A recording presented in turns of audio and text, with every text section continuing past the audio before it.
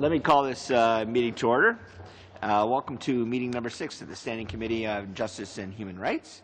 And pursuant to the Standing Order 1082, the study of the subject matter in the clauses 471 and 472 of Bill C-4, Second Act to implement certain provisions of the budget tabled in Parliament on March 21st, 2013, and other measures. Our first witness today is our Minister, the Honourable Peter MacKay, and with him from the Department of Justice is Laurie Wright, the Assistant Deputy Minister for Public Law. We have the Minister for about an hour. Any opening comment that you would like to make, Minister? Yes, thank you very much, colleagues, and Mr. Chair. Pleased to be here with Laurie Wright to speak to you a little bit about the declaratory provisions to the Supreme Court Act proposed in Division 19, Part 3 of Bill C-4 and the Economic Action Plan 2013, number 2. So, colleagues, these declaratory provisions have been introduced to clarify the most basic criteria for appointment to the Supreme Court and are the same regardless of the appointee's province or region to ensure that the future government, that any future government, can continue to draw from the ranks of the most talented and experienced jurists who currently sit on Canada's federal courts in filling vacancies on the highest court in the land, mainly the Supreme Court of Canada. J'espère également, Monsieur le Président. I'm hopeful, Mr. Chairman, that public consideration of these provisions in Parliament will also help the public to better understand the work of the federal courts and remove any doubt as to the eligibility and suitability of its judges for appointment to the Supreme Court of Canada, including as members of the Court for Quebec. Government's view, the eligibility of the federal court judges is to fill any vacancy on the Supreme Court, and it should not be in doubt. It is solidly supported by legal opinion, that was prepared by respected former Supreme Court Justice Ian Binney, which itself was supported by his former colleague, the Honourable Louise Charon, as well as noted constitutional expert Professor Peter Hogg. However, as you are no doubt aware, Mr. Chair, colleagues, despite the weight of legal expert opinion, some have continued to question the eligibility of federal court judges for appointment to the Supreme Court, particularly as members of the Court for Quebec. In order to resolve this critical matter as soon as possible, the government is proceeding on two fronts. First, as you know, the matter is referred to the Supreme Court of Canada to confirm, number one, the meaning of the statute, and secondly, Parliament's authority to enact legislation that requires that a person be or has previously been a barrister or advocate of at least 10 years standing at the bar of the province as a condition of appointment as a judge of the Supreme Court of Canada, or to enact the declaratory provisions under consideration here today before you. On the other front, the Economic Action Plan 2013, number 2, was determined to be the most expeditious way and most efficient way of introducing declaratory provisions and ensuring that they are enacted on time to guarantee that federal court judges can be considered in the process of filling upcoming Supreme Court vacancies, the first of which you may be aware arises next April. These declaratory provisions clarify, without making substantive changes to the existing law, that individuals with at least 10 years at any bar in Canada, including the Quebec bar, at any time during their career, are eligible to sit on the Supreme Court of Canada. So it's very straightforward language. And, Mr. Chair, I would like to stop here just for a moment and make the point that it may appear a bit technical, but it is central to the importance of this committee's consideration of clauses 471 and 472 of Bill C-4.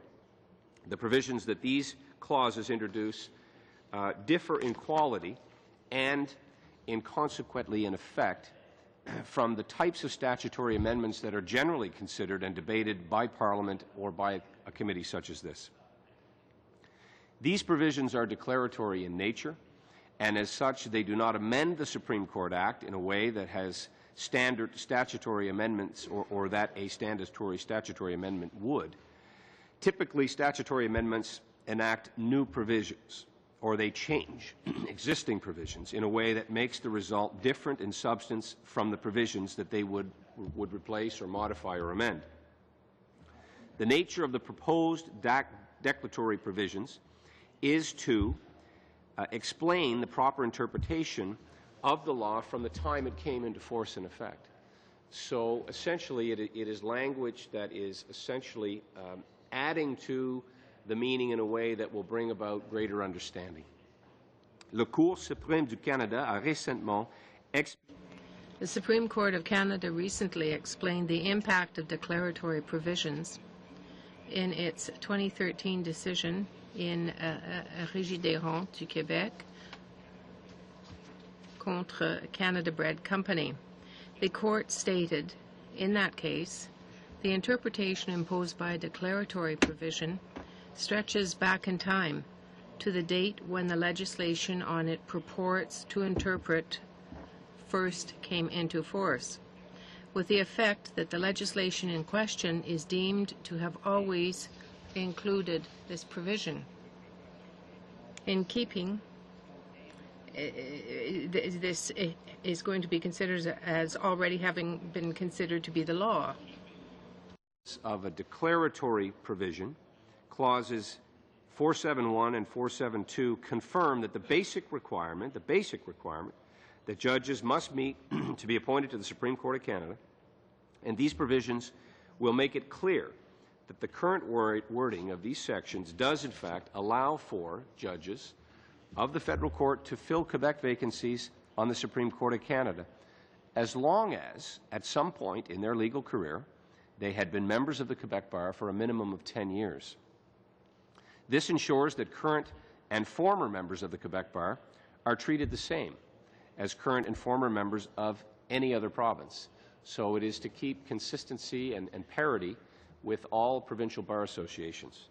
And I should explain, Mr. Chair, that the wording of these provisions has changed very slightly over the course of the past century as a function of legislative revision and consolidated exercise is performed for all federal statutes. However, there have been no substantive changes. So we're talking about changes here after a considerable period of time for the purposes of clarification. Successive pieces of legislation empowering Parliament have established that any changes that occur during these revision exercises are not, I stress, are not intended to be substantive.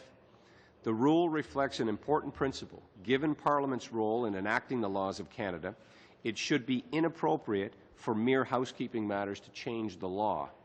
This principle is reflected as well in long-established rules of statutory interpretation that routine statutory revision and consolidation do not result in substantive legislative amendments. So that's what we're talking about here today. It is not a substantive change, but a declaratory statement to clarify existing law. Monsieur le Président, je tiens également à souligner.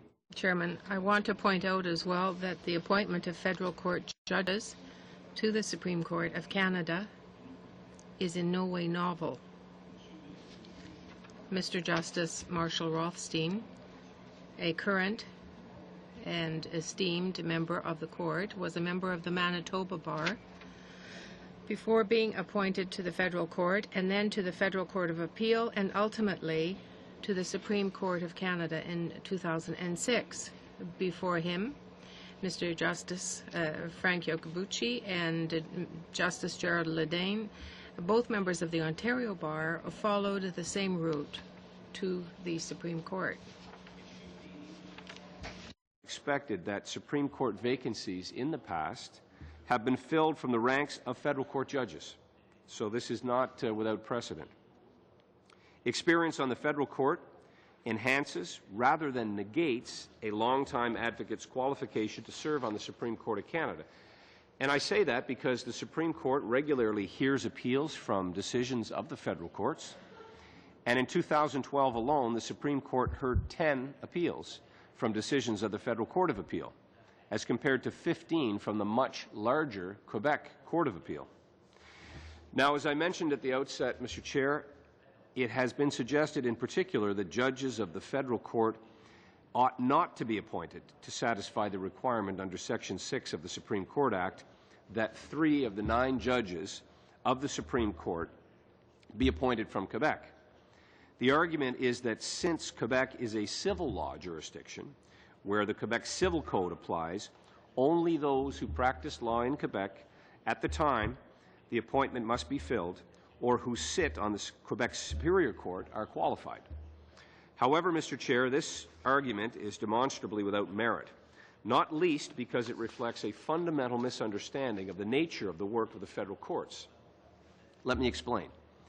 Judges of the federal court have jurisdiction over a wide and diverse area of law, and the principle of bijuralism means that they must regularly apply federal law in accordance with legal rules and principles in force in the province from which it arises. So for matters arising from Quebec, this means that judges of courts like the Federal Court of Appeal must routinely interpret Quebec's Civil Code in deciding matters arising in complex and diverse areas such as tax law, copyright, and bankruptcy. And that is why, like the Supreme Court Act, the Federal Court Act requires that there be a minimum number of judges on the Federal Court and the Federal Court of Appeal who have also been members of the bar from Quebec at any time. 10 on the Federal Court, 5 on the Federal Court of Appeal. So, in essence, the same type of composition. There is mandatory membership on the Federal Court and Federal Court of Appeal from Quebec. And the object of this statutory requirement is precisely the same as that of Section 6 of the Supreme Court Act. It is to ensure that those courts have the requisite bijural capacity to deal with matters that arise from both civilian and the common law systems that define our system of administration of justice. To exclude the eminent Quebec jurists appointed to the federal court in satisfaction of such a requirement for consideration for appointment to the Supreme Court of Canada in satisfaction of an essentially similar requirement evidently makes no sense. Indeed, it could only serve in my estimation, to weaken the guarantee provided by Section 6 of the Supreme Court Act. En outre, l'honorable Moreover, as the Honorable Robert de Carie, former Justice of the Federal Court of Appeal, has recently and eloquently observed in La Presse on October 26, 2013, to suggest that a judge of the federal courts trained in civil law does not have the level of expertise in civil law that Section 6 is intended to protect is to ignore the practical reality of Canada's and the world's legal landscape. He said that Quebec's civil law is part of the world movement. It borrows from common law, just like it lends to the common law. What lawyer in Quebec, what judge could claim today to live solely in terms of the classic civil law? The divorce is a federal law. Our administrative law, our criminal law, our penal law draw their inspiration from the Anglo-Saxon world. And trade law is also a type of law that is increasingly international. They are world forms of law. Restrictive interpretation of Section 6 of the Supreme Court Act would exclude not only judges from the federal court, but also many other candidates from appointment to the Supreme Court of Canada. For example, judges of the Cour du Québec would be excluded, as they are neither judges of the Superior Court or the Court of Appeal, nor are they currently advocates. This restrictive interpretation would lead to an absurd result. That has been noted by other constitutional experts, and later this morning I understand you'll hear from Professor Benoit Pelletier. In an interview on Radio Canada on October 23rd, he stated, quote, "Interpretation." The interpretation which I believe prevails or should prevail when you look at a provision according to its spirit is that it suffices to have been a member of the bar for 10 years, but we can no longer be that today. And also, by referring this question to the Supreme Court of Canada, our government is defending the eligibility of members of the bar in all provinces and territories to sit on the highest court of the land. And members of the Quebec bar should be, and are under law, treated the same as lawyers in provinces and territories in Canada. Our government looks forward to a prompt, conclusive resolution of these questions, ensuring the continued eligibility for appointment to the Supreme Court of eminent jurists of Canada's federal courts. This can only help ensure that the Supreme Court will maintain the long tradition of independence and excellence that has made it the envy of both developed and developing democracies. Mr. Chair, I thank you for your indulgence, and I'd be pleased, of course, to answer your questions. Thank you very much, Minister. Our first questioner from the New Democratic Party is Madame Boivin. Merci, Monsieur le Ministre. Thank you, Minister, for being here today with us this morning. I don't have quite as much thanks with respect to the situation in which we find ourselves, given the importance of the institution, which is the Supreme Court of Canada. This week, we heard from a witness something that was very interesting. How can you do two things at the same time?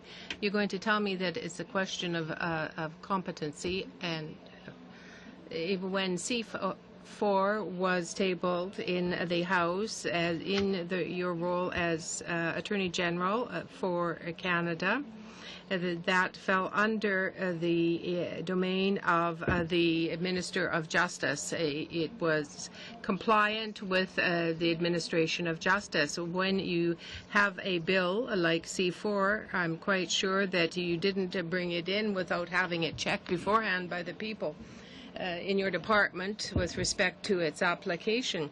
And yet there are questions that are being raised with respect to the government Can Parliament enact legislation that requires that a person be or has previously been a barrister or advocate of at least 10 years standing at the bar of a province as a condition of appointment as a judge of the Supreme Court of Canada, or enact the annexed declaratory provisions as set out in clauses 471 and 472 of the bill entitled Economic Action Plan?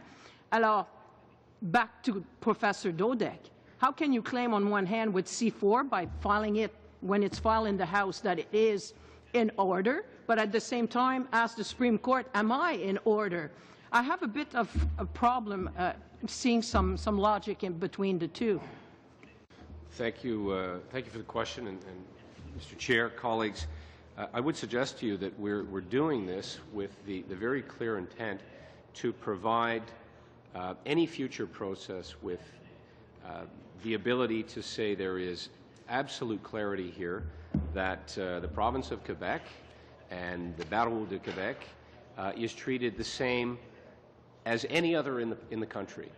And the intent to have a clarification by the Supreme Court of Canada, who are the ultimate interpreters of this legislation, but to make a declaratory provision in the Supreme Court Act, in my view, will close out any misinterpretation which is currently the case, because we have a challenge, as you know, which is what has been the impetus for these steps.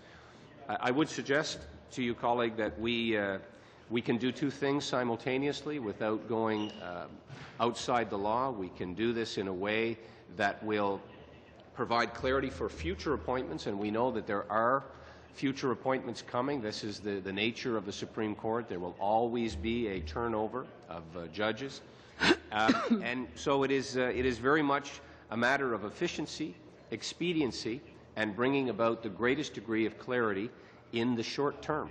Mais, Monsieur le Ministre, est-ce que ça n'aurait pas été plus prudent? Well, wouldn't it have been more prudent, Minister, given taking into account the context, the problems, and the subjects that are dealt with by the Supreme Court? You yourself last August, after the first step of the review committee in looking at the list that was supplied by the government, you yourself said there could be a problem of interpretation.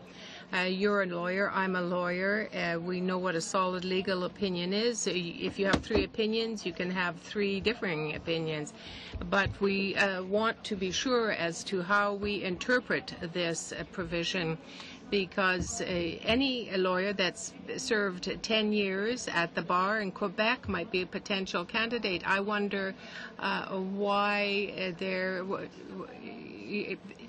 wasn't the addition of the appellate court and so on. If not, it becomes a very useless text.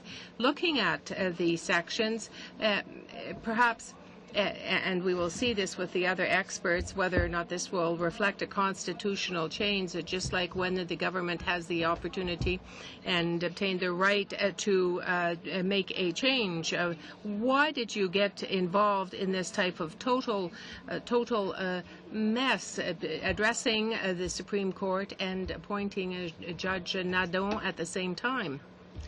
As you know, this issue arose when an individual from Toronto, private practitioner, decided to challenge this appointment. That's the origin of this. This wasn't. But your comment was before his lawsuit, by the way, because your comment, Minister, if I remember correctly, was in August of this year, as the lawsuit from the lawyer in Toronto was after the nomination of Judge Nadon. So you can't say it's after. You made the assumption that maybe we should amend, which I think I would have agreed with you wholeheartedly, that would have been the proper way to do.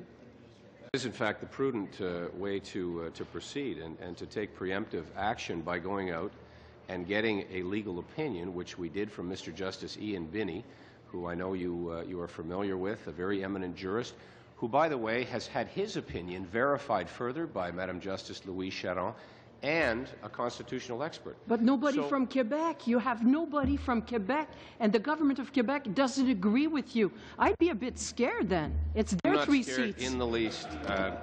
by, I mean, saying that the government of Quebec might disagree with something the federal government is doing is saying that the sun will come up tomorrow.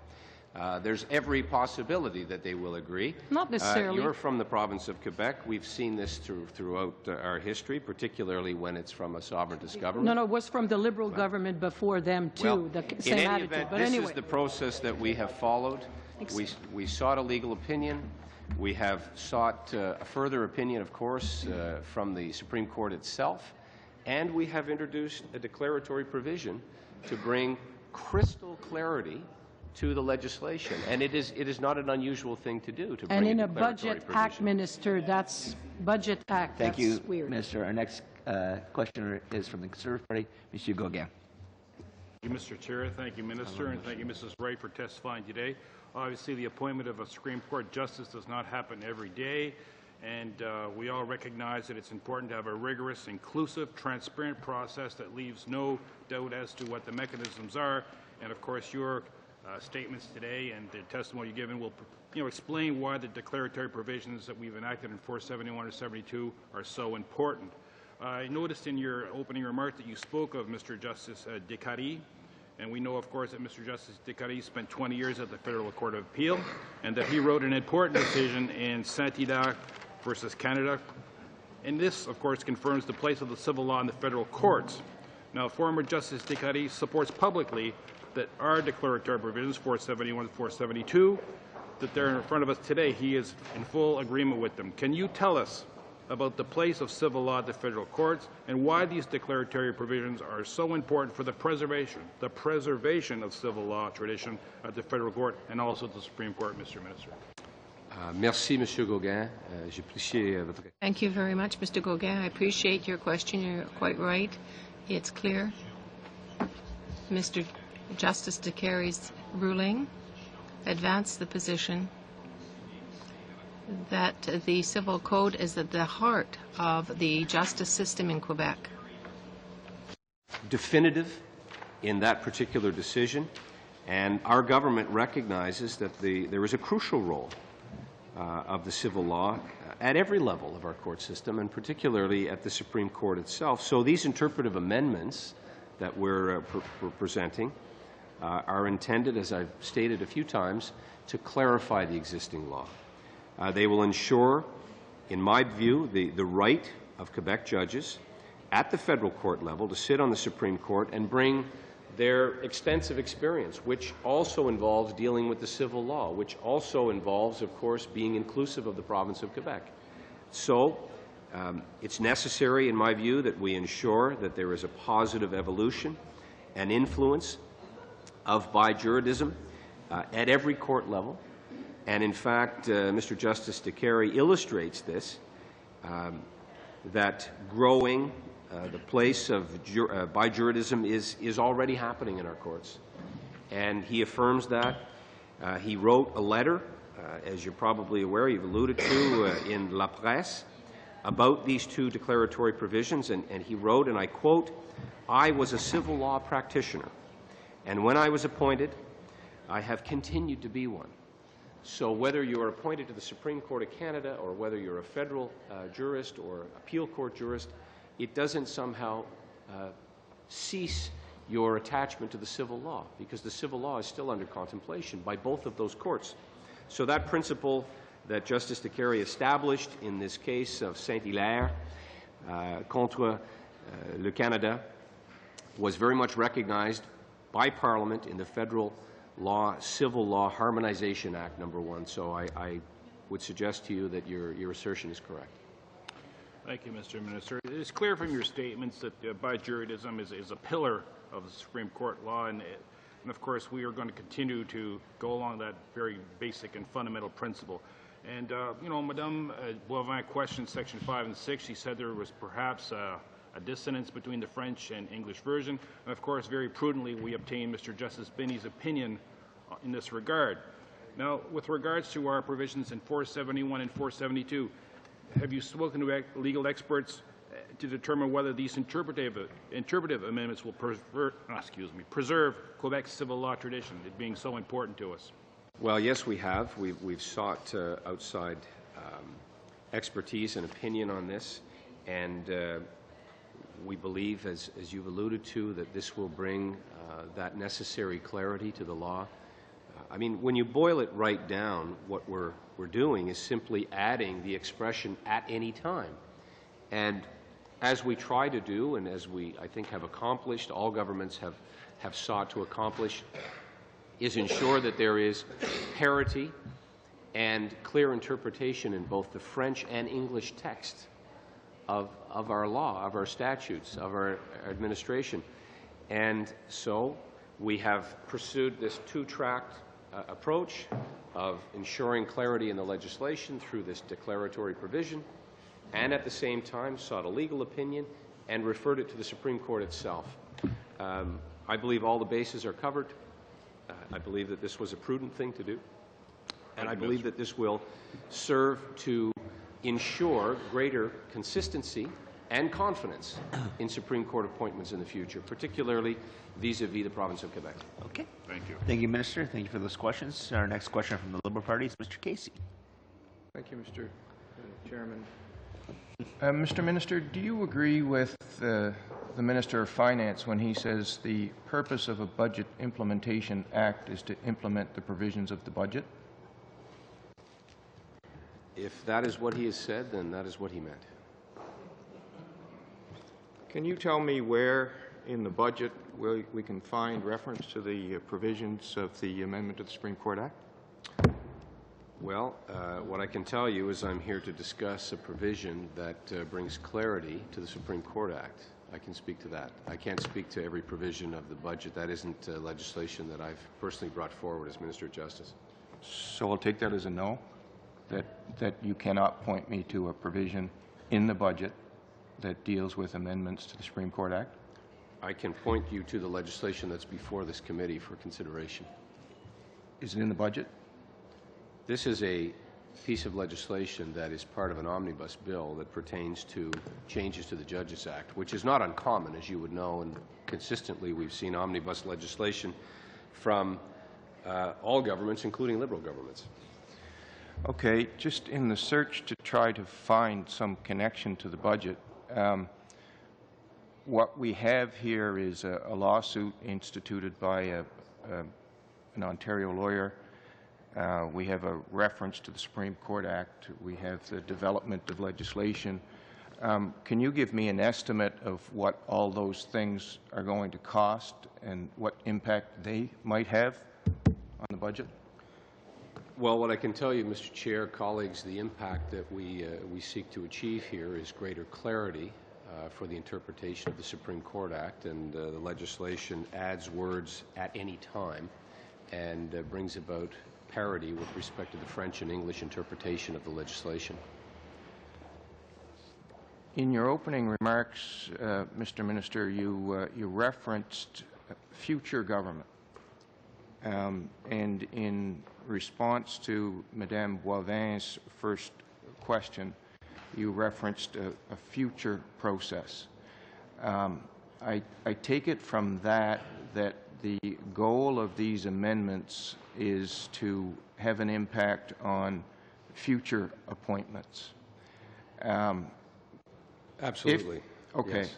So if that is the case, then would you be amenable, Mr. Minister, to a delay in the implementation of these provisions, a delay in the coming into force of these provisions, so that, in effect, we are not asking the Supreme Court a question and then effectively legislating the answer?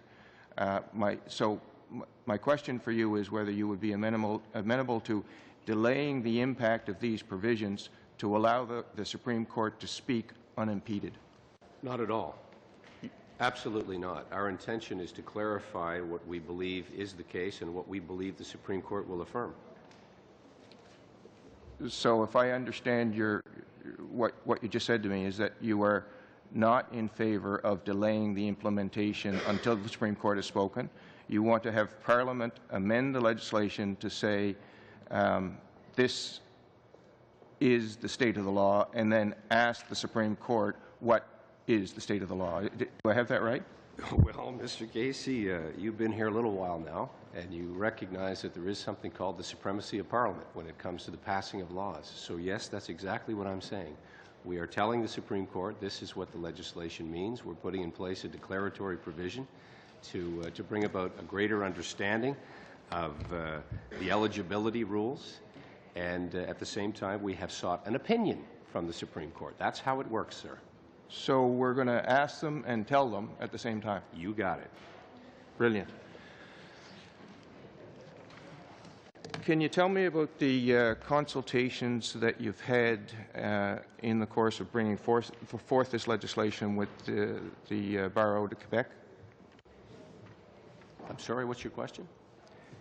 Could you outline for us the consultations that you've had with the Barreau de Quebec in the course of bringing forward this legislation? Well, I've already told you that we've sought an opinion with respect to our belief of the proper interpretation of this legislation.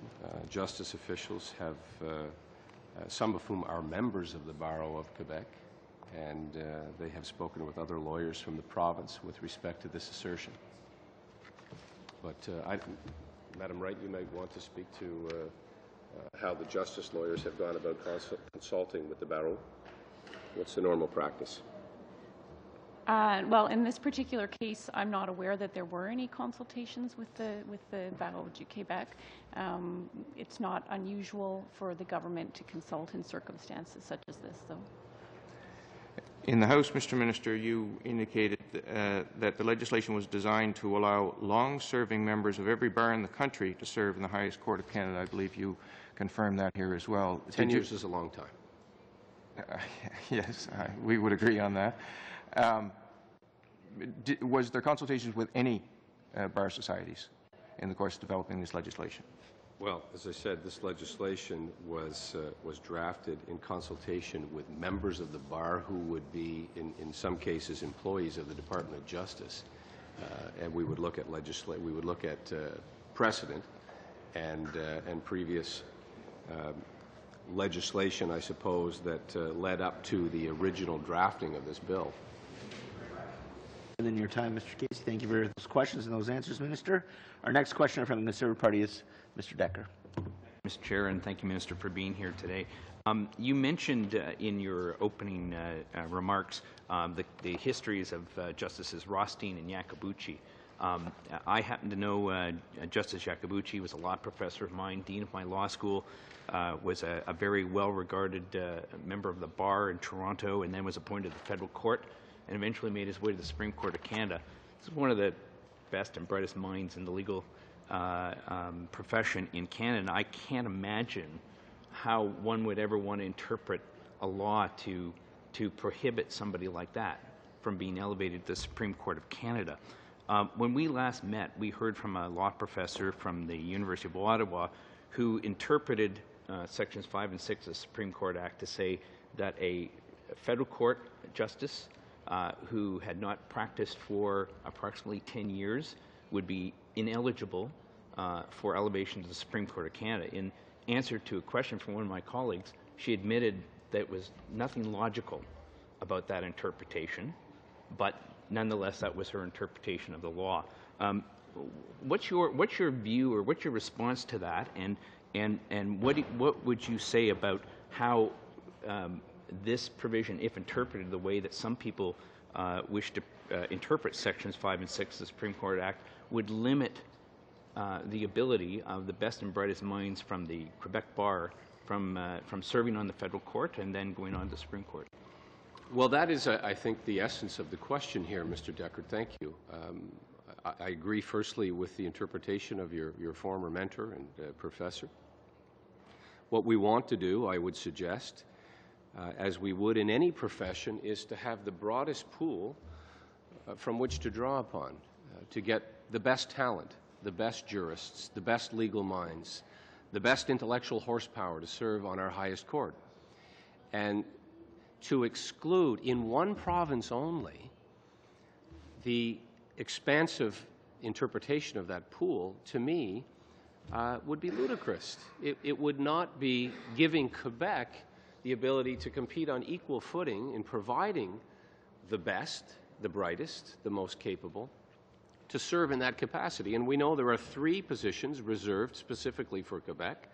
So they already hold a very unique position, if you will, when it comes to their inclusion.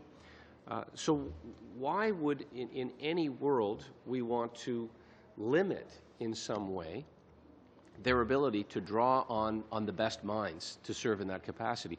And keep in mind, in this particular instance, what we're talking about here is individuals who have not left the practice of law.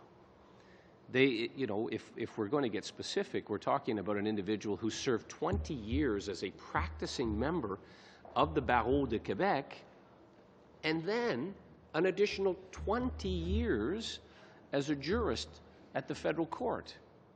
That includes, as I said in my opening remarks, the practice that very often touches upon the civil law. So they don't stop being Quebec practitioners by virtue of having joined the federal court. They continue very much to have reach into the practice of law, albeit as a jurist as opposed to an advocate.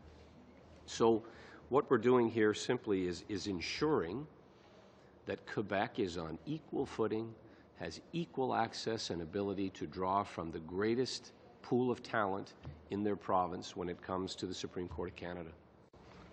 Thank you, Minister. Now, you've mentioned that the federal court deals with civil law. Perhaps you could expand on that and give us your view on how the interpretation of civil law by the federal court might suffer if, in fact, the interpretation of some people were allowed to stand, that we were not, that the government were not of the day was not entitled to. Or sorry, let me put it this way, that members of the Quebec Bar who aspired someday to the Supreme Court of Canada might choose not to accept an appointment to the federal court. Well, I think, I mean, you raise an interesting point, Mr. Deckard, because if the challenge that's been presented by a Toronto downtown criminal lawyer trying to block the ascendancy of a Quebec lawyer/jurist here were to succeed, I think that this could have a very negative influence in the future on how certain talented lawyers would chart their career course. If they thought, well, I'll never be able to become a Supreme Court judge if I accept an appointment at the federal court level, we would in essence be depriving 2 courts of the greatest pool of talent, if you follow that particular chain of events. And so I would suggest that what we're doing here is an attempt to not only keep the large talent pool open for the Supreme Court, but similarly for the federal court, because to your point, federal court jurists, both appeal court and the federal court, currently draw on the talent available in the Quebec Barreau, currently have members who have practiced civil law in the province of Quebec, have successfully done so, have successfully translated that into the federal court judicial system, and brought with them that experience, knowledge, talent, ability to understand and interpret the civil law. So, again, I say for emphasis, when you want to have the very best minds, legal excellence, and merit prevail, you want to be able to draw from the largest pool, and I suggest to you that the province of Quebec should be treated like every other province in that regard, and that's what this legislation ultimately attempts to do. Thank you, Minister. Questions? Our next question from the New Democratic Party is Madame Piclet. Minister, bear with me here if you could keep your answers as short and concise as possible, because this is a matter of great importance and I have lots of questions for you. Donc, ceci étant dit, This being said, what's important to note is that you speak about judges who possess talent, major and very high intelligence, but why don't you respect the demands of Quebec? And how can it be that the appointment that you made was not part of the recommendations of the government of Quebec? Did you consult the minister to point out that this was not part of their recommendations? Did you consult Quebec before making that appointment? Or did you quite simply decide not to respect Quebec's demands? I think a very capable, intelligent person giving us input and recommendations on this particular decision, and she's seated right next to you. Quebec was very ably represented in this process of judicial recommendation, and as a government, I'm talking about the Députée, Madame who is right there with you, and she gave input. She is, I believe, a practicing member of the Barreau de Quebec. And I would suggest that as a government, we've taken the decision to open this process up like no other government in the history of Canada when it comes to the consultation and inclusion of others. So to that extent, Quebec had a voice on the selection committee, which is not the way it used to work. It was done in a much more secretive and exclusive fashion in the past. Madame Boivin. Merci, Monsieur le ministre, de m'ouvrir cette... Thank you, Minister, for opening this extraordinary door to me, because I think that you are revealing my confidentiality. I hope that you're not saying that I recommended your candidate. I would have something to say if that were the case. I was one of the members from Quebec on that committee. That's not my colleague's question, though. She asks, was it the government of Quebec, through its minister who spoke publicly, to the effect that your nominee did not comply with the recommendations made by Quebec? Therefore, I ask you, why did you not follow the recommendations made by the Minister of Justice from Quebec in your activities? Secret. You've commented publicly on the fact that you were a part of this process, so I don't think I'm making any disclosures that put your protection in question. You would also know that this is the process that has been followed, and that we as a government have in fact expanded the process to include the hearings of which you were a participant, in which the justice in question, Mr. Justice Nadon, presented himself here, sat in this very chair, and answered questions from yourself and members of this committee. So to that extent, our government, I would suggest, has gone farther in terms of the consultation, including... Minister, you're not answering about the recommendation of the government of Quebec. Why have not followed... your nominee is not part of the 4 recommended by the Minister of Justice. That's what he said publicly, so the question was about this. That being said, are you aware of anybody other than the nominees that came from the federal court that you mentioned, like Iacobucci, Rothstein, who's still on the court, and are you aware of any of these justices that came to the Supreme Court but to be in one of the 3 seats for Quebec? With respect to the federal court? Yes. Not in the province of Quebec, no.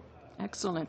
So do you consider... But by the way, I mean, just because the Justice Minister or even the Premier of Quebec disagree with me, that doesn't trouble me. No, because we've followed the process and in fact expanded the process. I kind of suspected that. Yeah. That'll be interesting. That being said, Minister, you talked about expertise outside to a question, I think, from Mr. Gauguin or Mr. Deckert. I don't remember. Which expertise outside? You just mentioned it vaguely, but you didn't say. We know about the Bini report. We know about the Charon and Professor Hogg. Who else? Well, those are pretty expert minds. So is it the limit? I just want to know. I don't want to play games with you. I just want to know, is there others that we should be aware of, or that's the extent of it? Madame Boivin, you're playing alone if you're playing a game here. I'm suggesting that the greatest pool of talent from Quebec and the expert minds that are available in consideration of the broadest number of people who are eligible with 10 years, having served on a court, the federal court and the Federal Court of Appeal in this instance, I'm suggesting that we want to be able to include the greatest number. I understand what you're doing. I'm saying other expertise that you went to? Answer is no, I guess. Thanks for those questions. Thanks for the answers. Our next question from the Conservative Party is Mr. Seaback. Chair. Listening to the argument that was just being put forward by my colleague, Madame Boivin, with respect to the comments or the opinion of the Justice Minister of Quebec, she seems to be suggesting that the federal government should surrender its jurisdiction on appointments to the Supreme Court of Canada based on the opinion of the Justice Minister of the province of Quebec. What do you have to say about that? That will not happen. Okay. A succinct answer. So, from my review of the testimony this committee has heard, other than one constitutional professor who came here on Tuesday, who suggested that the interpretation of Section 6 was such that a person who had 30 years of Quebec bar experience, who spent a day on the federal court or the federal court of appeal, they would be excluded from sitting on the Supreme Court or being appointed to the Supreme Court. Do you know of any other opinions other than that that would suggest that that is a correct interpretation and one that she readily admitted was not logical? Well, not only is it not logical, to go back to the very principle here, it would be exclusionary only for the province of Quebec. And Madame Boivin makes a good point that, while this, for the province of Quebec, may be without precedent when it comes to prior examples of judges having served on the federal court and then going to the Supreme Court of Canada, we have judges from outside Quebec that we've mentioned who have followed that ascendancy. And I would suggest, it's my opinion, that it would be discriminatory to suggest that judges from the federal court who come from the province of Quebec should be excluded from that when you already have precedent that a judge from Ontario, a judge from Manitoba has followed that track to the Supreme Court, but just because the person is from Quebec and was on the federal court, they are not allowed to serve on the highest court in the land. That to me, and the example provided by this professor where the one day that you've served on the federal court suddenly becomes a barrier for a Quebec jurist, an eminent individual, to then go to the Supreme Court of Canada. That does create more than an anomaly, in my view. That creates a very prejudicial effect for lawyers from Quebec. And that's great. And she seemed to be suggesting that that was the original intent of Parliament when they enacted those sections. Now, I disagree with that interpretation, and that's why we're seeking clarity both through legislation and from the Supreme Court of Canada. Yeah. This dual-track approach, I think, will leave no dispute and no misinterpretation in the future, and there will be future appointments, to come back to Mr. Casey's point. Obviously, the law and the precedent will be there for future appointments, as is the case with most legislation. There's an old legal phrase that suggests that, if you have the facts on your side, pound the facts. If you I'm sure you're familiar with it. If you have the law on your side, pound the law. If you have neither the facts nor the law on your side, pound the table. What we seem to be hearing a lot from members on the opposite side is they're complaining about it's a process question, right? Mr. Casey is saying, well, it's in a BIA, therefore it's terrible, and some of the same things from members from the NDP. Do you think you've won the argument when you're effectively arguing about process? Well, look, that may well be. I think the fact remains that we want to expedite the process and get the result. And the result means having a full complement of judges. There are only 9 judges. They have a tremendous workload. There are tremendously important cases, including a Senate reference that you're aware of, that we want to have, and pardon this expression, but all of the horses in harness pulling and doing the work that we've asked of them. So they're currently shorthanded. The reason that we put this amendment or this declaratory provision in the BIA was to do it as quickly as possible. As you know, our legislation is denoted with numbers. This is C4, meaning this was the 4th bill brought before Parliament in this session. It was the earliest opportunity that we could bring this matter before the House of Commons and ultimately the Senate. And so that was the path that we chose. Could it have been done in a standalone way? Yes. It probably would have taken longer. So this was a way to expedite this process, ultimately get what we think is a very straightforward decision, a similar decision from the court, and then this Supreme Court justice, this very eminently qualified individual, will take his place on the bench, and they can get on with their very important work with all of the judges in place. Thank you very much. That's your time. I'm sorry. Mr. Sivak, thank you for those questions and those answers, Minister. Our final question on this, we'll go a little bit past the time because we started a few minutes late. So is Madame Péclet from the New Democratic Party, and I believe she's sharing her time with Mr. Jacob. Thank you very much, Minister. C'est important de savoir qu'ici, c'est pas la...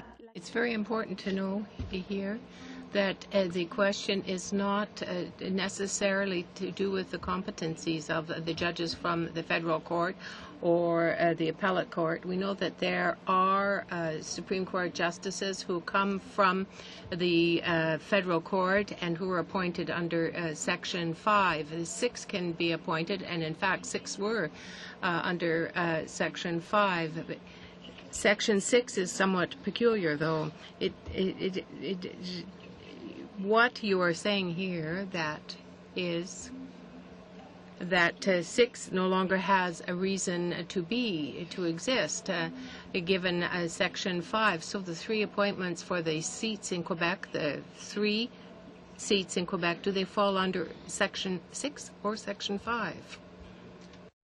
And it's always been my feeling, and this is my interpretation, and I guess my right as Minister of Justice, to read them inclusively, the 2 sections together, 5 and 6 together. Mr. Jacob. Merci, Monsieur le Président. Thank you very much, Chairman, and thank you, Minister, for being here today. As Minister of Justice for Canada, I'm asking you this question. I'm sure that you would be able to perhaps expand on your vision of Section 6, which applies specifically to the judges from Quebec. It doesn't deal necessarily with the specificity of the Civil Code or the Supreme Code, the Supreme Court. Yes, specifically with the province of Quebec, but Section 5, in my view, must be read together with Section 6. And so 5.1 and 5.2... Je vous demande la vision de la... Yes, but what is the vision that you have of Section 6? What is its vision? The province of Quebec is treated exactly the same as every other province and territory when it comes to their right to have members from the barreau or members of the bench join the highest court of Canada. And Section 6, as you know, sets out a very special provision that provides for Quebec's inclusion. But it has to be read with Section 5 because, again, for parity, for fairness, for clarity, we want Quebec to be treated identically, other than the special provision that reserves 3 places for Quebec judges on the Supreme Court of Canada. So that is the special inclusion for Quebec, that 3 of the 9 positions are reserved. Il y a 3 positions réservées seulement pour les provinces. Are reserved exclusively for the province of Quebec.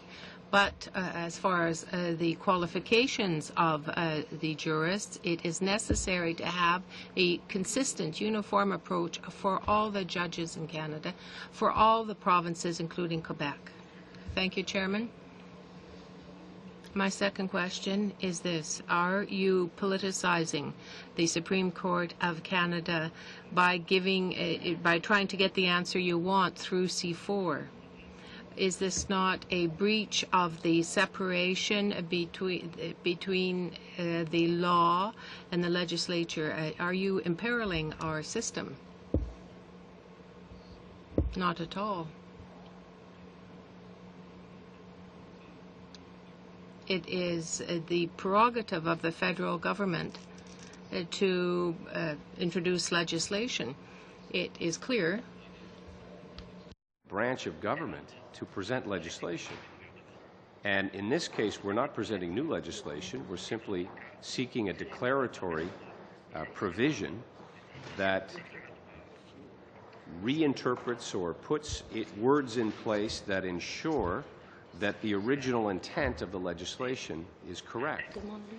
At the same time, it is, of course, always the prerogative of the government to seek an interpretation from the Supreme Court of Canada, as we have done on other matters, including the Senate most recently. So we're following two paths for maximum clarity and expediency by bringing it forward in this form. Mr. Jacob, one question. Oh, Madame Clay. Et j'aimerais savoir, I'd like to know this. You're saying it's the right of Parliament to pass legislation and to ask the Supreme Court at the same time if that legislation is valid. If say, the Supreme Court overturns the government's position, that is to say, that your legislation is not valid, will you respect the decision of the Supreme Court? I'm confident. I'm confident about our position. Thank you. That's for this first hour this morning, and we appreciate you answering all the questions. And Thank you. We're going to suspend now for just a couple of minutes till we get our next panel in place for the next hour. Suspend.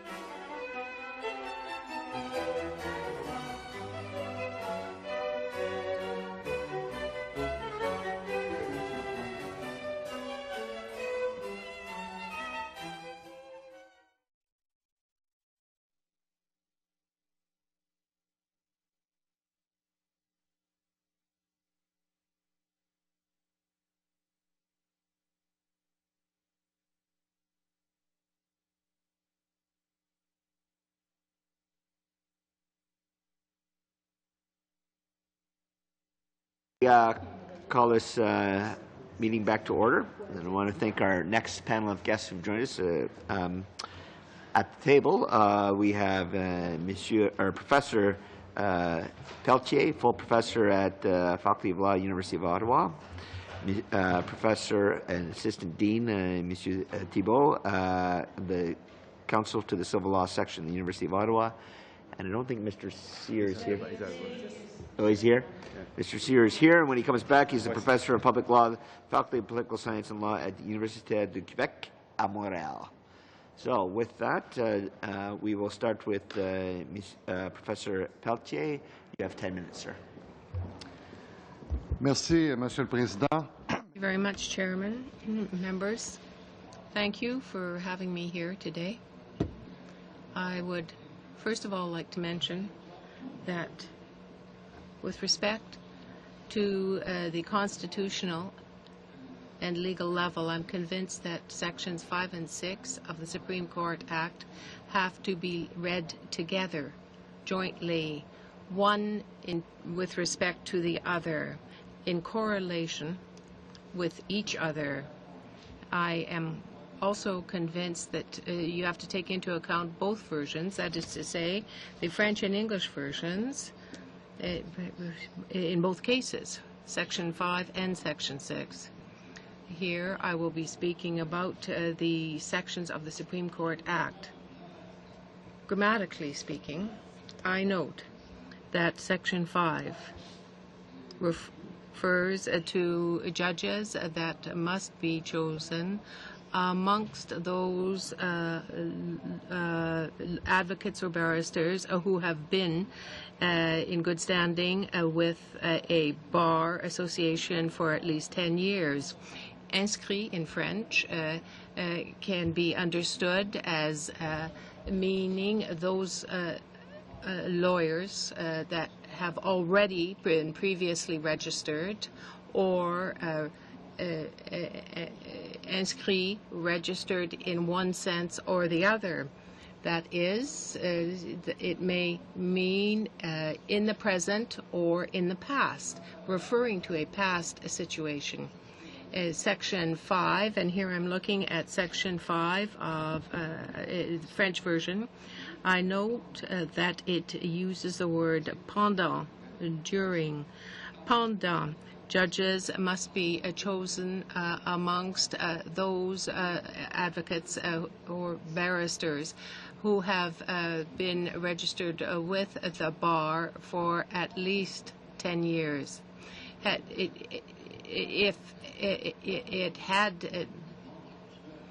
If it had been for at least 10 years, rather, it would mean that they would be present members of the bar. But just referring to inscrit in French, it may imply that it is present or past. In my opinion, that reveals that the legislator sought this. Amongst those judges from which there was to choose, they were seeking judges who would have already been members of a bar association for 10 years in a given province. They did not necessarily have to be presently members of the bar.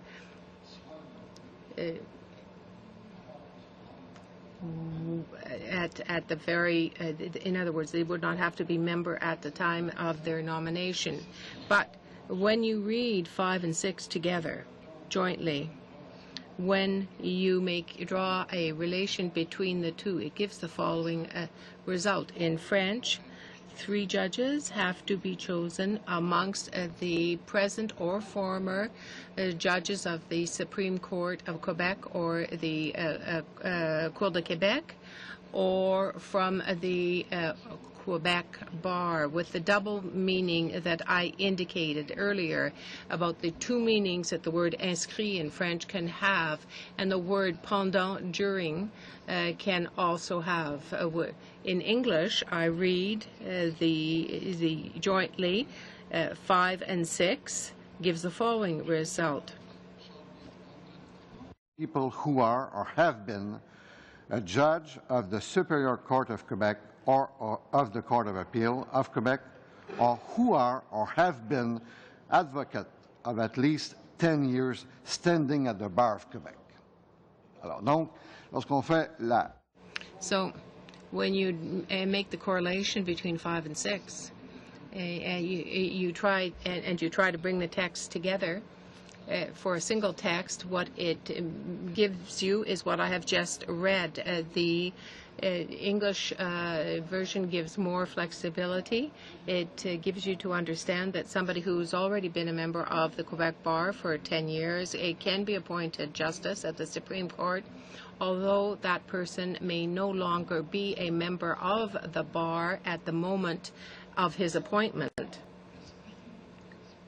With respect to the spirit of the provision now, we were looking at the grammar, the words before. Let us now turn to the spirit of the provision. It would seem that any legislator would never seek to deprive the Supreme Court from the full pool of talent and competency at all levels of the courts. It would never seek to deprive the Supreme Court from drawing on a former justice of the Exchequer Court, for example. What I am saying is that the legislator would not seek to establish any exclusion, say, for example, excluding a justice of the federal court from ascending to the Supreme Court. The spirit, and according to the spirit of the provision, it is very important that 3 of the justices of the Supreme Court should have a background, have a training as a civil law lawyers, and have standing or had standing at the Barreau du Québec. At the Supreme Court, there have to be at least 3 justices who are expert in the civil law. Why? It is because there can be civil law cases that arise in the Supreme Court, and there may be a panel of only 5 judges on that occasion, and 3 from Quebec would hold the majority on a 5-man panel. So if you take a look at Section 101 of the 1867 Constitution Act, it points out that 3 judges must have a sufficiently strong background in the civil law to hear cases coming from Quebec in civil law. That would allow the case to be heard with a panel of 5 judges. 3 then of the 5 would have a training in the civil law. I will conclude because I know I have very little time at my disposal, and I know that we will have a question period amongst ourselves with the members of the committee. You cannot interpret these provisions as saying that it would only be people who were civil law lawyers in the past and who are still civil law lawyers. What you want to understand is that they have a civil law training, a background in the civil law. We would not be able, if there were to be this exclusion, we would not be able to appoint to the Supreme Court criminal lawyers, specialists in trade law, in maritime law, or even, I would say, constitutional experts.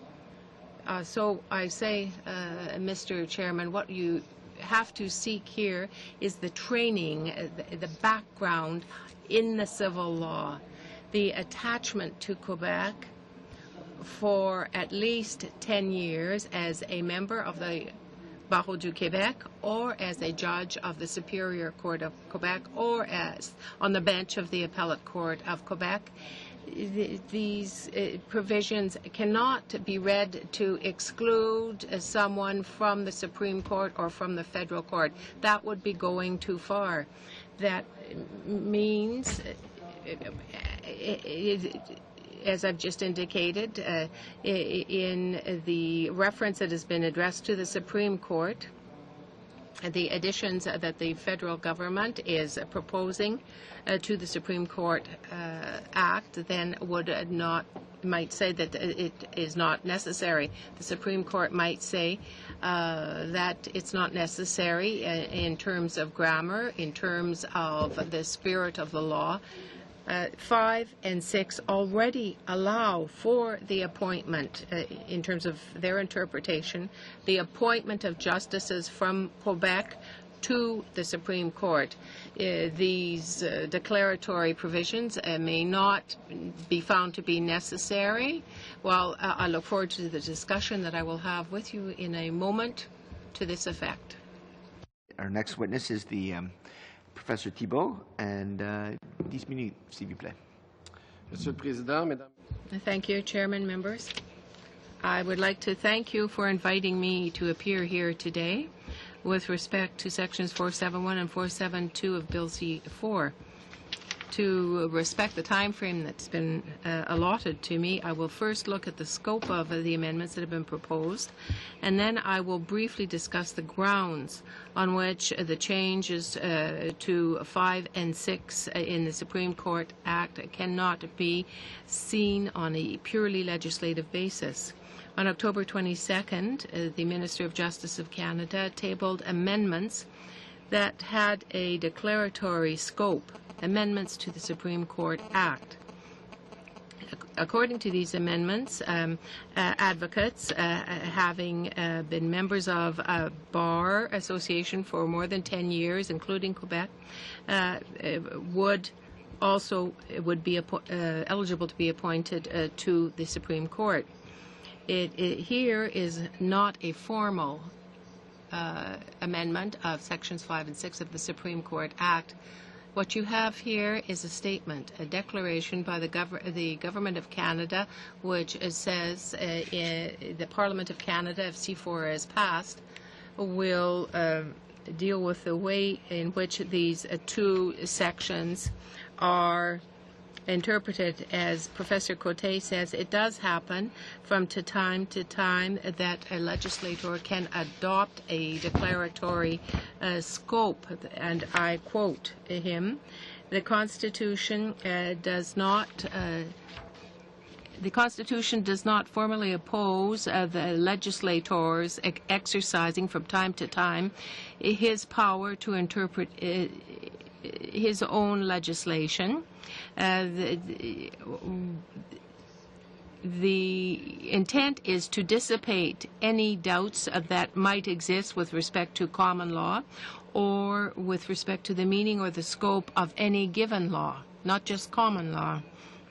It's important to state that an act has having a declaratory scope applies retroactively. The Supreme Court recently spoke on the scope of declaratory provisions in Régie des Rentes du Québec. Mr. Justice Wagner wrote for the majority, and I quote, "It is settled law in Canada that it is within the prerogative of the legislature to enter the domain of the courts and offer a binding interpretation of its own law by enacting declaratory legislation. In enacting declaratory legislation, the legislature assumes the role of a court and dictates the interpretation of its own law. As a result, declaratory provisions operate less as legislation, more as jurisprudence. They are akin to binding precedents, such as the decision of a court. Such legislation may overrule a court decision in the same way that a decision of this court could take precedence over a previous line of lower court judgments on a given question of law.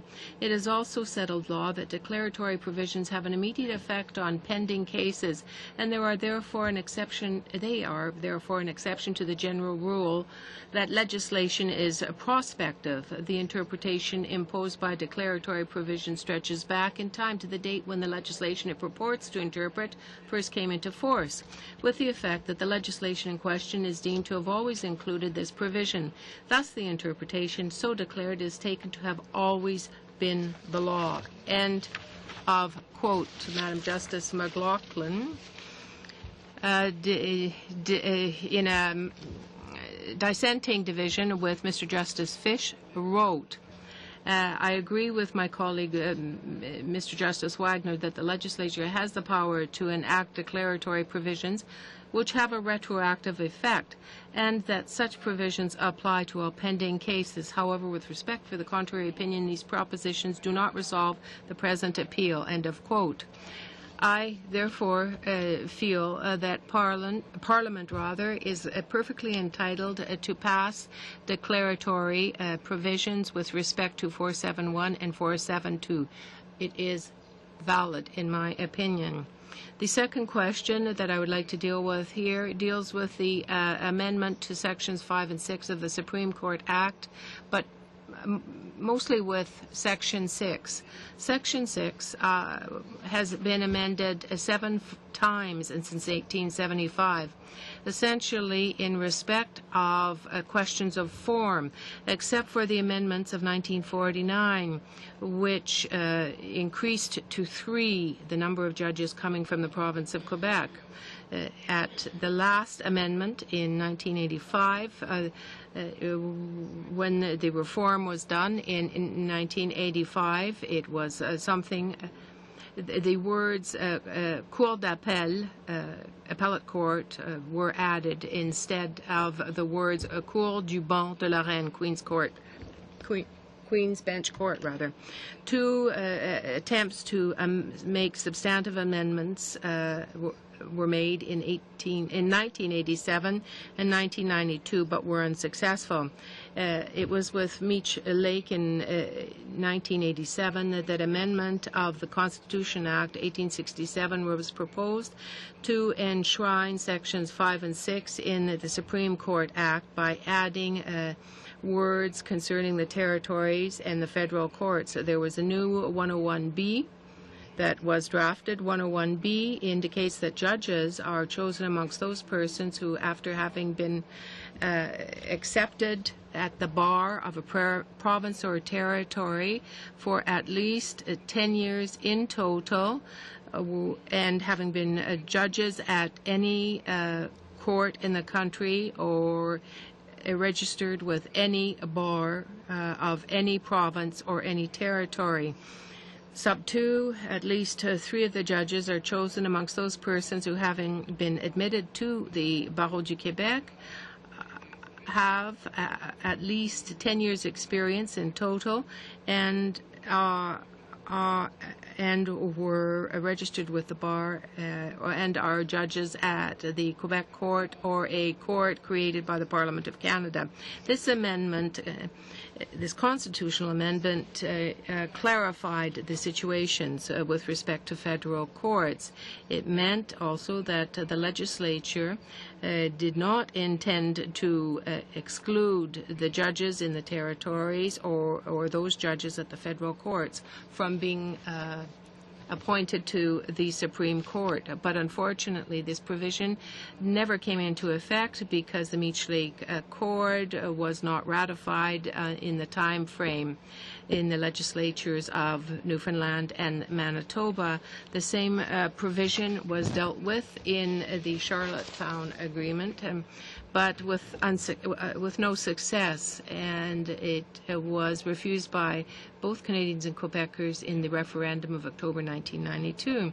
Nonetheless, these attempts at constitutional amendment lead me to draw 2 conclusions with respect to Section 6 of the Supreme Court Act. First of all, it's not far-fetched to think that it is a provision that is constitutional in nature. We should point out, though, that the doctrine is divided. In fact, Professors Hogg and my colleague, Benoit Pelletier, feel that the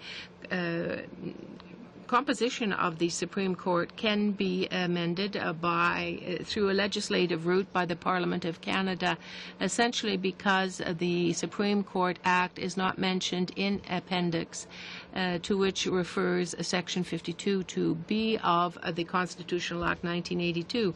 Professors Brun, Tremblay, and Bruyère, in their work Droit constitutionnel, tend to agree with the composition of the Supreme Court and feel that the civil law component is constitutionally protected. It's also the opinion of Professor Monahan and also that of Warren Newman, who expressed themselves on a personal basis in a work dealing with la loi sur la, rather the Supreme Court Act. Section 6 of, in their opinion, Section 6 of the Supreme Court Act would require the agreement of the legislatures and the Supreme Court of Canada. So how can you therefore interpret it as being a theological in view, as my colleague Mr. Benoit Pelletier said, and how can you just interpret it broadly in terms of the Constitution? I am convinced that the justices, the judges who ascend from the federal court are valid nominees for the Supreme Court. Professor Political Science and Law, Université de Québec et Montréal. The floor is yours, monsieur. 10 minutes, s'il vous plaît. Merci, messieurs, mesdames. Thank you very much, Chairman and members. My presentation is going to cover two types of issues. First of all, it will deal with the interpretational issues. And with respect to that, I will look at the meaning of the law before the adoption of the bill that we are debating, and secondly, what it will mean afterwards, after the fact. The second type of issue I will deal with will be constitutional in nature. I will make two proposals. First, the possibility that the bill that is being discussed here might constitute an amendment in terms of Section 41 of the 1982 Constitution Act with respect to the Supreme Court. And the second that I will look at is the fact that the amendment that has been proposed to the Supreme Court Act and is found in a budget act might represent an affront to the democratic parliamentarianism as has been raised by New Brunswick Broadcasting. But I will make three recommendations right away, and then I will deal with their analysis. My first recommendation is this. It is certainly with caveats. It falls under recommendations 2 and 3. We have to be clearer with respect to this provision, to set out the character of the recommendation. It is possible to have a declaratory provision, but it should not be presumed. The courts require great clarity in declaratory provisions. For example, if you have a statement that says this is a declaratory provision, this was the case. So the tense is very important here, present or past. Secondly, with respect to the amendments, they fall under Section, 41 of the 1982 Constitution Act. Given that, I think it would have been more prudent to hear the views of the provinces. If it doesn't fall under Section 41, there is no problem. But if there is a lack of certainty that it is not constitutional, I think that we would have to proceed. That one would have to proceed with in a different way, because of that fact. The third recommendation is this: insofar as these recommendations are found in a Budget Implementation Act, there is a risk that the Supreme Court may deal with the procedure that is being used for the declaratory provisions in the reference about the appointment of Mr. Justice Nadon. And the Constitution, should the constitutionality of this include these declaratory provisions, if they are found to be invalid by the Supreme Court, would it be wise to pass this legislation in a distinct vehicle, not in budget legislation? Let me deal with Section 5. I'm not going to spend a lot of time on that because I agree with Mr. Justice Binney's interpretation. I was his law clerk for a long time, 88 to 90, so I have a great deal of respect for him. I would like to say, though, that there's an aspect of Section 5 that has not yet been brought out. There is the provision in the Act that the legislature does not speak to say nothing. In other words, you know, the very basis of this proposal, people don't speak to say nothing. They speak to say something. To be appointed, you have to have been a judge at the Superior Court, at the Appellate Court, or a member of a provincial bar for at least 10 years. It would seem to be redundant to require that somebody was a judge at the Superior Court or the Court of Appeal if that were a necessary criterion, and to have been a member of a given bar for 10 years. The requirement for being a member of a bar for 10 years only appeared in 1912. Before that, the Supreme Court always required the notion of 10 years. It seems to me that logically here, when you look back to the ancestor of Section 5, that is where you have to be a member of a given bar for at least 10 years. At the time, in the past, you could have been a judge at the Superior Court without having had any experience at a bar. It's not redundant here. Now, with respect to 6, there's something that hasn't been brought out as well. 6 does not target the representation of civil law judges, but the representation of the province of Quebec. That is in the provision.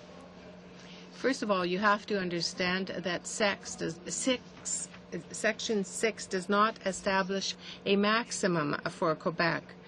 6 qualifies 5. That means that to be qualified under 5, you have to have been qualified, to be qualified under 6 as a representative of Quebec, you have to have been previously qualified under 5. So it's not a maximum of 3 civil law judges. We had at one time 5 judges at the Supreme Court who had that background. Juge Arbour and also Mr. Justice Bastarache had that civil law background. So 6 deals with the representation of Quebec. To avoid the legal criterion that has to be dealt with, requiring specific abilities and competencies, you might have a background in civil law, but you know the civil law well enough to qualify for this position. Well, there have to be clear, set, objective rules. rules that are clear, set, and objective here are represented by the 10 years membership in the bar of the Barreau du Québec, a member of the Superior Court of Quebec or the Appellate Court of Quebec. It doesn't necessarily mean that that a judge from Quebec who is at the federal court cannot be in the Supreme Court, but it doesn't necessarily mean that he will be one of the 3 judges that will be set aside for Quebec. As the minister has mentioned, the adoption of declaratory provisions may well solve that difficulty. We should bear in mind that a declaratory provision is very different from an interpretational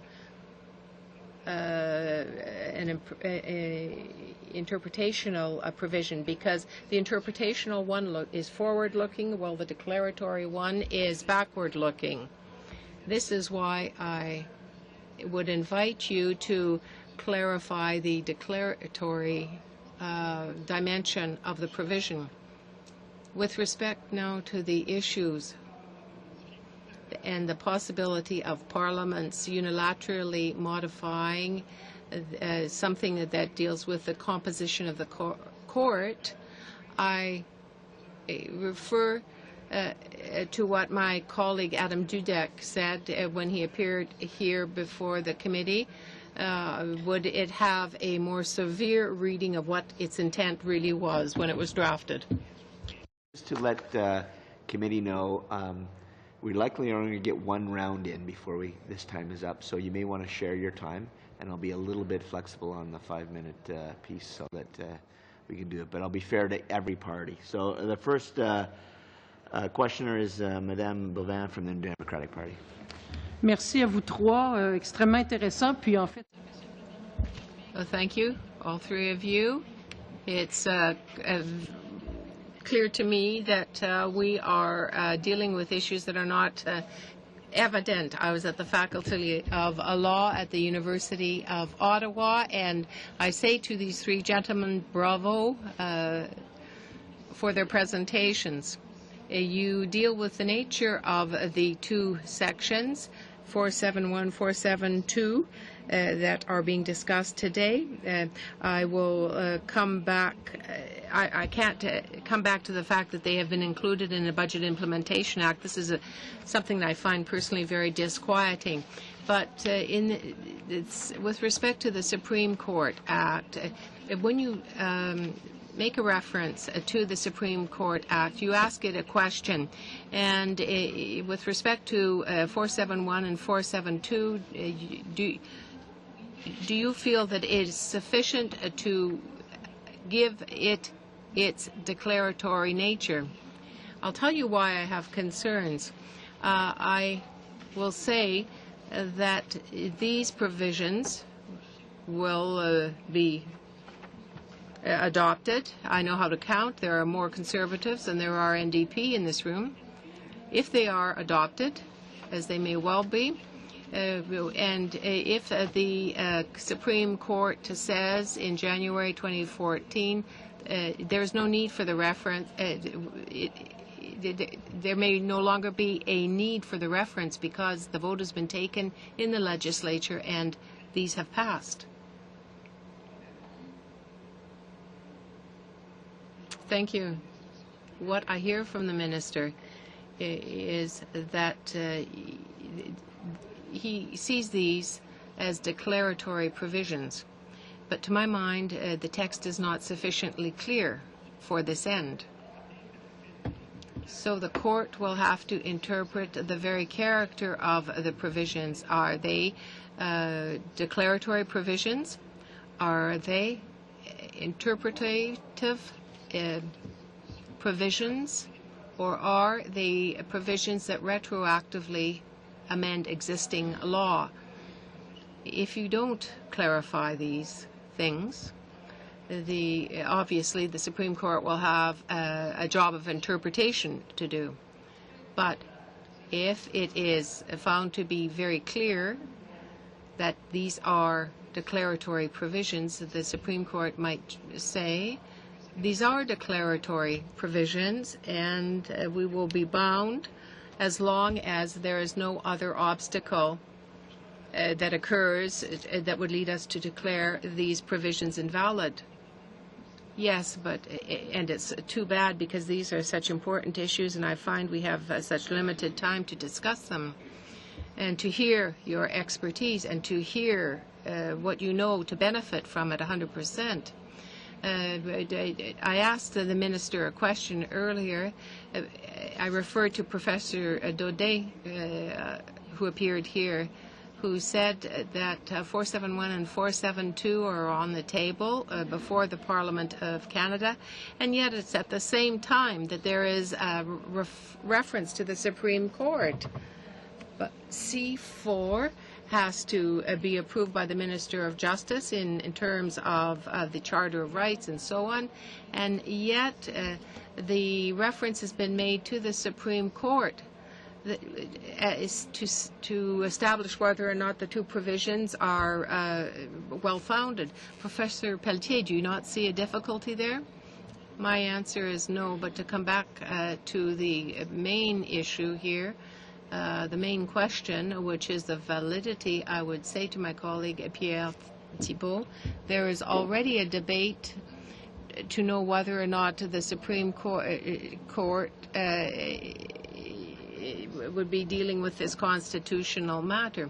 The Section 52.2 defines the Constitution of Canada for the purposes of constitutional amending procedures as referring back to the texts that are in the appendices dealing with the 1982 Constitution Act, where the Supreme Court reference doesn't appear. This is not exhaustive, of course, that is true. And this is where the debate begins. Some jurors feel that the Supreme Court Act should be added to the definition implicitly of the Supreme Court of Canada, and others, like myself, think that it should not have a constitutional character. But with the grammatical analysis that has been made, the appointment to the federal courts leads me to say this. Given the conclusion that may well be reached about the interpretation of sections 5 and 6, that raises the risk that those provisions might be declared declaratory, but I think that's a very small risk, if you like, because that has already been contained, to my mind, in 5 and 6. To say that the bill is useless, well, honestly, to see that it would be found invalid by the Supreme Court seems highly unlikely. The federal government was attempting to protect itself and to ensure that there would be no interpretation that would prevail other than what is in its own bill. I understand that, but but the risk is very, very small. And while as a constitutionalist and former politician, perhaps the others could add to this discussion. Monsieur Gauguin. Thank you for coming this morning. Of course, the selection of a Supreme Court judge is not something that's done every day, and we followed a very rigorous process. There were consultations with the Attorney General of Quebec, the Bar of Quebec, but we still have questions raised today. I'd like to come back to what was said Tuesday. Mr. Seebeck asked Professor Matten, one of the witnesses, a question, and he said that somebody who had been a member of the Quebec Bar for 30 years, let's say, and who sat for court for a short time on the federal court would be disqualified, could not be raised to the Supreme Court. Isn't this interpretation absurd?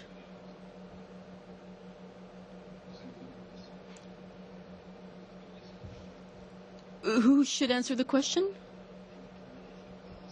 Well, of course, I believe that this interpretation is inadequate. Some people said it's an absurd way of interpreting the provision. Section 6 of the Supreme Court Act could be interpreted that way, I suppose, but the Chief Justice of the Quebec Court, if we use a literal interpretation, could not be raised to the Supreme Court of Canada.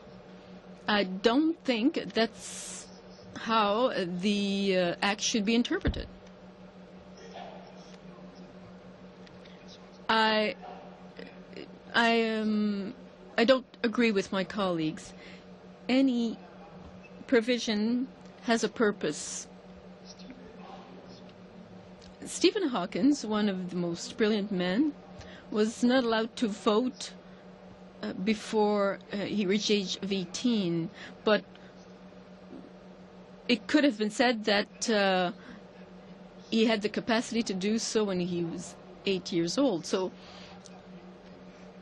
any interpretation, any strict interpretation will lead to some results that might be unsatisfactory. So if we use the purposive interpretation, and if we say that the civil law background is not required, we would have somebody like Louise Arbour, who had studied at the University of Montreal, who therefore had a civil law background, but who worked in Ontario.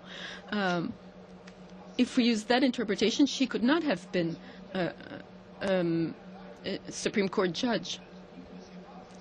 Canada, with the United States, is one of the few places where the federal court does not take into account the federal nature of the entity upon which it must render decisions. If we want full representation, it is logical to require that the person appointed has some kind of attachment to Quebec. But it's absurd to interpret Section 6 in isolation. The section must be interpreted in the context of the Act, and the object of the Act is to choose the most qualified people. And 10 years is just a minimum to exclude people who don't have an adequate experience. So if we have a judge with 20 years of experience as a member of the bar, and we just happen to be sitting on the federal court, why exclude such a person? I believe that this is I believe that interpretation is the one which interprets the provision in isolation. Section 6 adds requirements for Quebec. Section 6 requires 10 years as a Quebec bar, as a member of the Quebec bar. That's just an added requirement. Do the other witnesses share this interpretation? This other person, say, had been 30 years at the bar, becomes a judge at the federal court or at the appellate court of Quebec. As my colleague Thibault very adequately mentioned, would that person be excluded then from a nomination, an appointment to the Supreme Court? I think that no legislature would intend to do that. It's impossible from the outset. And that means, to the question that was asked, I answer, it's a hypothesis that would be found to be out of order. Thank you very much. Party. Merci, Monsieur le Président. La première question, c'est pour Monsieur Pelletier. Thanks, Chairman. My first question is for Mr. Pelletier. Mr. Pelletier is former Intergovernmental Affairs Minister in Quebec. You are familiar with federalism issues. I'm asking for your opinion, therefore, on the role of Quebec, the National Assembly, and so on, should play. Should they have a role in the nomination process? And if so, what should it be? That's a very important question. I answer yes. To my mind, it should be included in the nomination process. It can be done without changing or touching the Constitution. Irwin Cotler, it comes to mind, where you could propose a scenario with Quebec where there would be consultation. We know that there's a process of consultation for the committee. In the instance of the appointment of a new justice, I would propose that Quebec should submit names for the 3 candidacies, for the 3 seats that we talk about here, and the committee should examine those names, should consider them, and take a look at the names on both lists. After that, the Government of Canada should continue the process and ultimately make the appointment that it sees fit to do. But Quebec's involvement in the process would be a major step forward. It would be interesting, and it certainly would not require any type of constitutional amendment, but that has not happened, unfortunately. For your first question, that is my answer to the first question.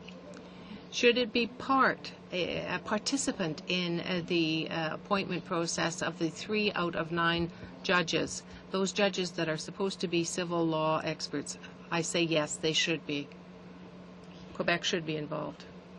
I'd even go further than that, one step further. I'd go back to Meech Lake Accord and say where the government should submit 3 names, where the 3 positions fall vacant. The government of Quebec could put forward names for that, and the government of Canada should consider that. But that did not happen. Thank you. Professor Cyr. I have to ask this question in English because I wish to read the testimony of Professor Dudek, and I would like to hear what you have to say about it. What he said was this. On Tuesday, he said, usual for a government to, in effect, be challenging its own legislation. I believe this raises a question as to how the Attorney General of Canada, as the legal advisor to the Governor and Council, can both vouch for the legality of clauses 471 and 472 at the same time as he is questioning them in his advice to the Governor in Council, directing the reference on the very same subject. The two simply cannot coexist. Either the government believes that it's within its power to enact clauses 471 and 472, or it is uncertain and requires the advice of the Supreme Court. I believe that this odd state of affairs puts the members of the House in an untenable position. They are being asked to vote in favor of 2 provisions with the assurance by the government that such provisions are legal, indeed constitutional, while at the same time the government is questioning that very advice by directing a reference to the Supreme Court. Now, you heard what the Minister, I presume you heard what the Minister had to say. Your reaction, sir? Bon, en termes simples, rapides, je sais que... In simple terms and quickly, because I know time's passing, I agree with Dudek on his statement.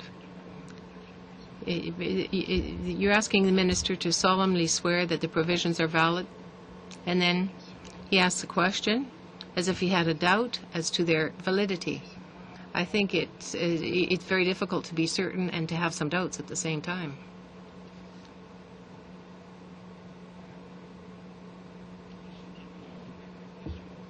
A question, Mr. Thibeault, of a more general nature.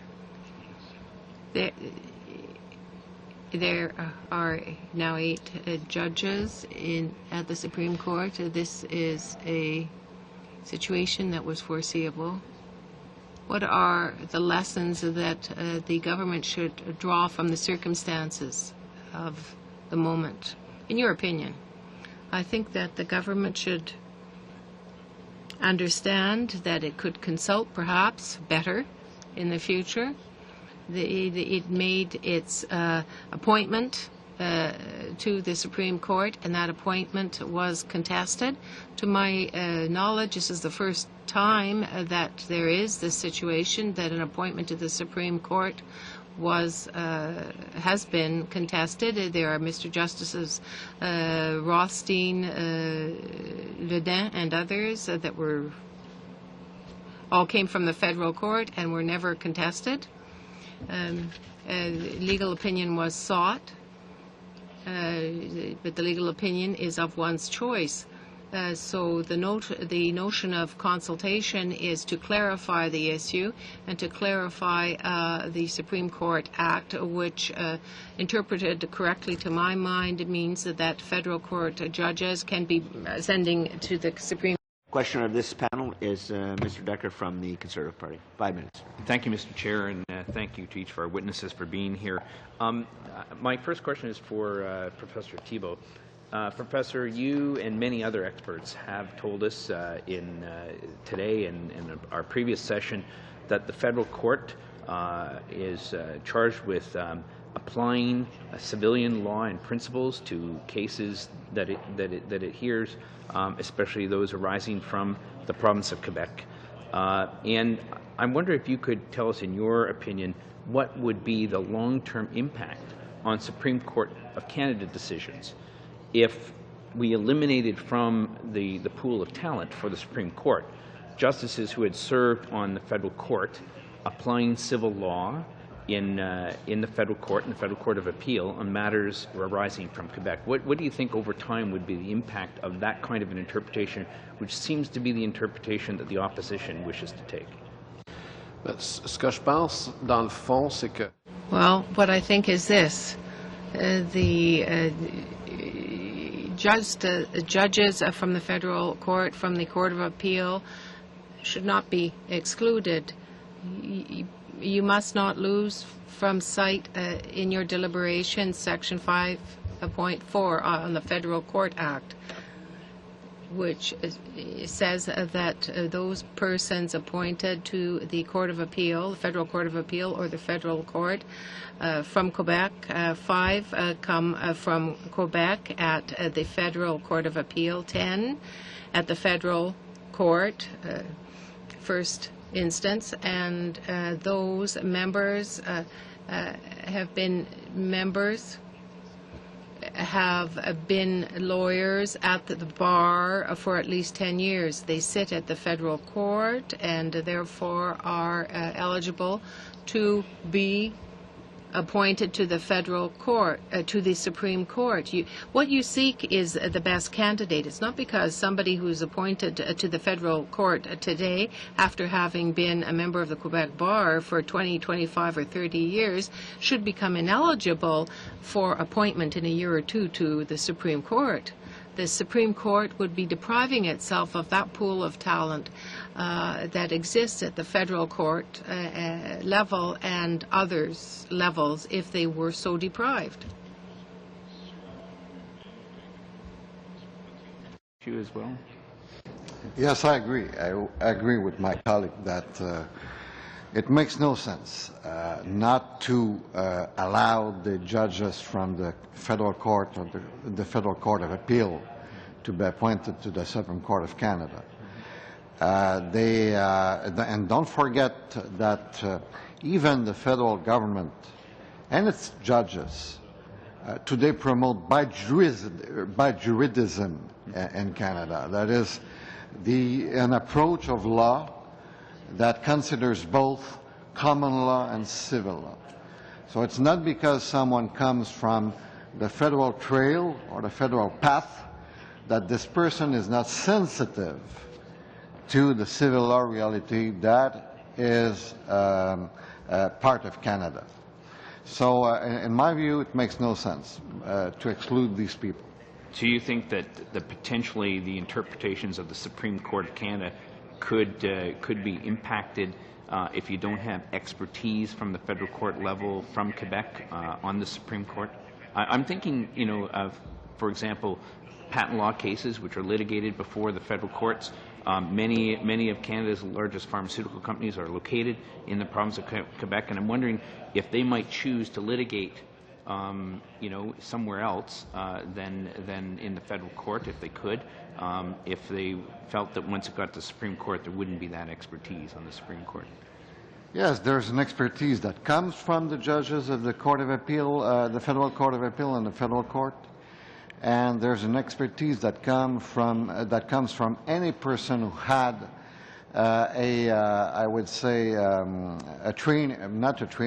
formation in civil law, or who has practiced civil law for a couple of years and who is familiar with civil law. This being said, there is one question that maybe sometimes we will have to raise. Is a judge coming from Quebec when that person resides outside of Quebec? So this is one of the political problems that is surrounding this case here, this issue. You would agree, though, that the federal court sits in many places, including in Quebec. Sometimes it sits in Quebec and sometimes sits in other places. No reason to exclude a Quebec member of the bar from the federal court for that reason? Yeah. I agree with that. All that I'm saying is that when you're in Quebec's politics, for example, you take for granted that Quebec has 3 judges. And even the Federalists, the Federal Federalists and the Provincial Federalists say that is one of the, I would say, good things in Canada's federation, that Quebec has 3 judges out of 9 at the Supreme Court of Canada.